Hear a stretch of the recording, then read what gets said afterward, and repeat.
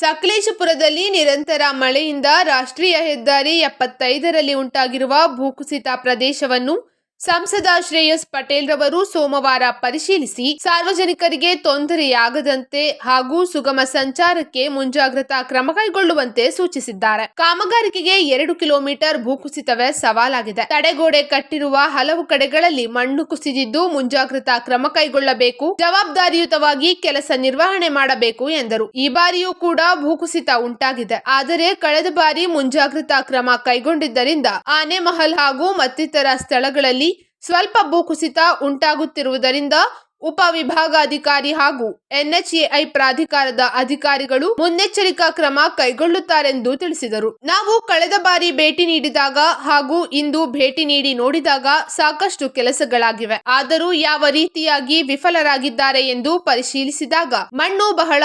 ತೇವಾಂಶಯುತವಾಗಿರುವುದರಿಂದ ಕುಸಿತ ಉಂಟಾಗುತ್ತಿದೆ. ಹೆದ್ದಾರಿಯ ಬಲಭಾಗದಲ್ಲಿ ರಸ್ತೆ ಸಂಚಾರಕ್ಕೆ ದಾರಿ ಮಾಡಿಕೊಡುತ್ತೇವೆ.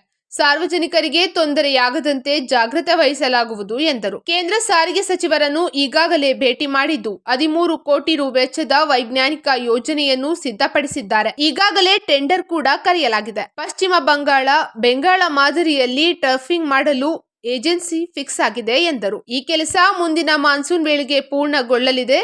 ಮುಂದೆ ಯಾವುದೇ ರೀತಿ ಭೂಕುಸಿತ ಉಂಟಾಗುವುದಿಲ್ಲ ಎಂದು ತಿಳಿಸಿದರು. ಈ ವೇಳೆ ಉಪವಿಭಾಗಾಧಿಕಾರಿ ಶ್ರುತಿ, NHAI ಅಧಿಕಾರಿಗಳು ಹಾಜರಿದ್ದರು. ನಾವು ನಿರೀಕ್ಷಿಸಿದಂತೆ ಈ ಬಾರಿ ಸಹ ಭೂಕುಸಿತ ಲ್ಯಾಂಡ್ಸ್ಲೈಡ್ ಆಗಿದೆ. ಆದರೆ ಮುಂಜಾಗ್ರತಾ ಕ್ರಮ ನಾವು ಕಳೆದ ಬಾರಿ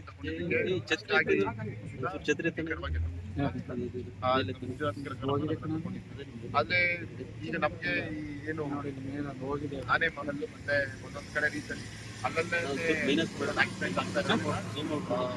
ಮತ್ತೆ ವೆಹಿಕಲ್ಸ್ ಆಗಿರ್ಬೋದು ಯಾವುದು ಪ್ರಾಣ ಹಾನಿ ಆಗದ ರೀತಿಯಲ್ಲಿ ನಾವು ನಮ್ಮ ಸ್ಥಳೀಯ ನಮ್ಮ AC ಮೇಡಮ್ ಆಗಿರ್ಬೋದು NH ಅವರೆಲ್ಲ ಬಂದು ಮಾಡಿದ್ವಿ.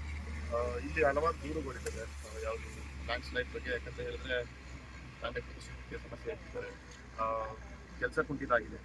ಅದೇ ನಾವು ಕಳೆದ 3 ತಿಂಗಳಲ್ಲಿ ನಾವು ರಿವ್ಯೂ ಮಾಡಿದಾಗ ಆಗಷ್ಟು ಸಾಕಷ್ಟು ಕೆಲಸ ಆಗಿದೆ. ಆದರೆ ಈ ಲ್ಯಾಂಡ್ ಸ್ಲೈಡ್ ವಿಷಯದಲ್ಲಿ ಸಹ ಯಾವ ರೀತಿ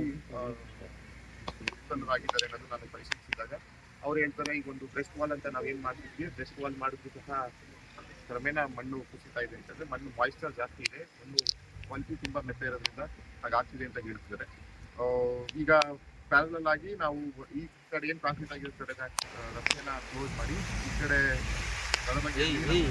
ಟ್ರಾವೆಲ್ಗೆ ಅವಕಾಶ ಮಾಡ್ತೀವಿ. ಜೊತೆಗೆ ಯಾವುದೇ ರೀತಿಯ ರಸ್ತೆ ಮುಚ್ಚಾಗೋದಾಗ್ಲಿ ವಾಹನ ಸವಾರರಿಗೆ ಸಾರ್ವಜನಿಕರಿಗೆ ತೊಂದರೆ ಆಗದ ರೀತಿಯಲ್ಲಿ ಮಾಡುವಂಥ ಕೆಲಸವನ್ನ ಜಿಲ್ಲಾಡಳಿತ ಇಲಾಖೆ ನಾವು ಮಾಡ್ತೀವಿ ಅಂತ ಮಾಧ್ಯಮಗಳಿಗೆ ಮಾಹಿತಿ ಕೊಡ್ತಾ ಇನ್ನೂ ಸಹ ಕೆಲಸಗಳು ಆಗಬೇಕಾಗಿದೆ. ಸುಮಾರು ಇನ್ನು 1.5-2 ತಿಂಗಳಲ್ಲಿ ಕ್ರಮೇಣ ಕಂಪ್ಲೀಟ್ ಆಗ್ತದೆ. ಜೊತೆಗೆ ಕಳೆದ ಬಾರಿ ನಾವು ಮಾನ್ಯ ಕೇಂದ್ರ ಟ್ರಾನ್ಸ್ಪೋರ್ಟ್ ಸಚಿವರನ್ನ ಭೇಟಿ ಮಾಡಿದಾಗ ನಮಗೊಂದು 13 ಕೋಟಿಯ ಏನದು ಪ್ಲಾನ್ ಮಾಡಿದ್ದಾರೆ. ಅದನ್ನ 13 ಕೋಟಿ ಮಂಜೂರು ಮಾಡ್ಕೊಟ್ಟು ನಾವು ಮನವಿ ಮಾಡಿದ್ವಿ.